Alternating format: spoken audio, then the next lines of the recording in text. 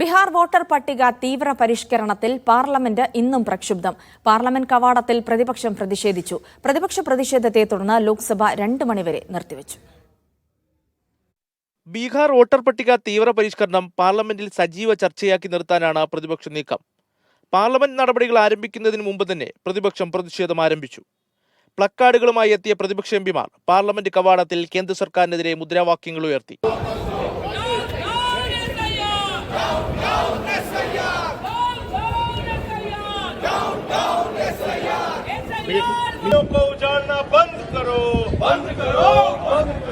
പിന്നാലെ ലോക്സഭയിലും പ്രതിപക്ഷ പ്രതിഷേധം ഇരമ്പി.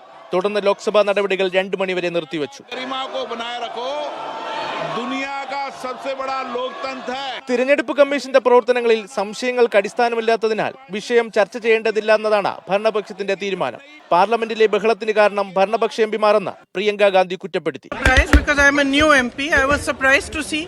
That the disruption was starting from the treasury benches. I was surprised they would pick a topic so that we react to the topic and then there's a hangama and the house gets adjourned.